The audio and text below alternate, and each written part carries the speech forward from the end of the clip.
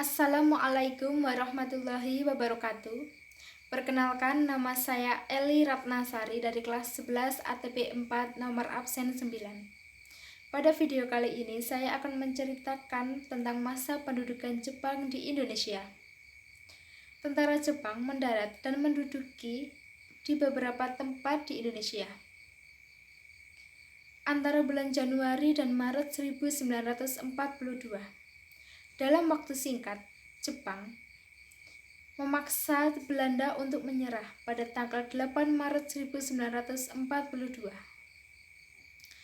Di bulan-bulan pertama, Jepang disambut baik oleh rakyat Indonesia.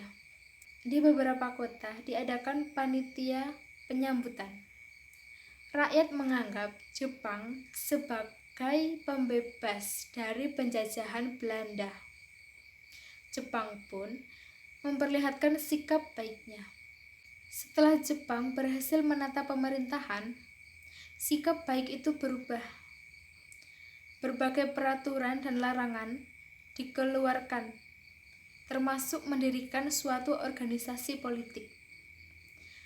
Pers dan radio dikontrol secara keras.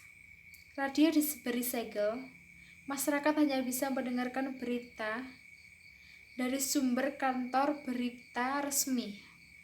Merusak segel radio, hukumannya amat berat. Surat kabar dan majalah hanya diterbitkan oleh pemerintah. Bagaimana hubungan kaum nasionalisme dengan Jepang?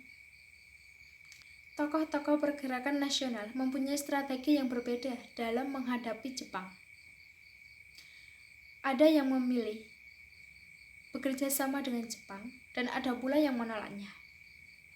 Soekarno dan Hatta memilih bekerja sama dengan Jepang, tetapi tanpa meninggalkan perjuangan untuk mencapai kemerdekaan. Jepang membentuk suatu organisasi yang disebut dengan Gerakan 3A.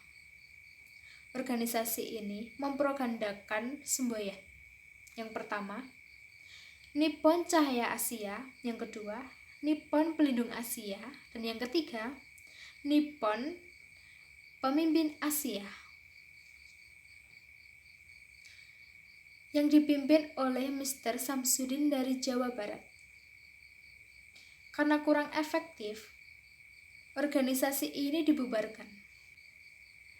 Jepang kemudian membentuk suatu organisasi yang disebut dengan Pusat Tenaga Rakyat, atau yang disebut juga dengan Putera, dipimpin oleh Soekarno, Mohatta, Ki Hajar Dewantara, dan Kiai Haji Mas Mansuri. Mereka dikenal sebagai 4 serangkai. Bagi Jepang, Putera dimaksudkan dan digunakan dalam usaha memenangkan Perang Asia Raya. Sebaliknya, pemimpin-pemimpin Putera, organisasi ini digunakan untuk menghidupkan cita-cita kemerdekaan.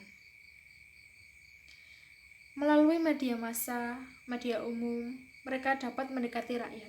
Akhirnya Jepang menyadari bahwa organisasi Putera tidak menguntungkan bagi mereka dan hanya menguntungkan bangsa Indonesia.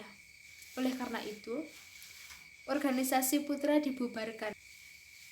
Kemudian dibentuklah suatu organisasi baru yang disebut dengan Hokakai Jawa,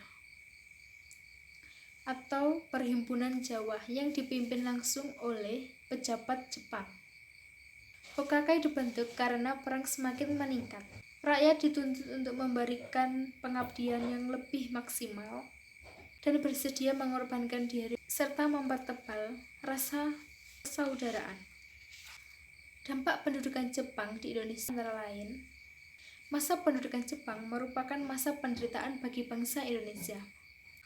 Karena semua kegiatan yang dilakukan untuk perang, dampak yang timbul akibat kependudukan Jepang ini, baik yang negatif maupun positifnya, antara lain di berbagai bidang, yaitu ekonomi, militer, dan bahasa. Demikian dari saya. Apabila ada kata-kata yang kurang berkenan, saya mohon maaf yang sebesar-besarnya. Terima kasih. Wassalamualaikum warahmatullahi wabarakatuh.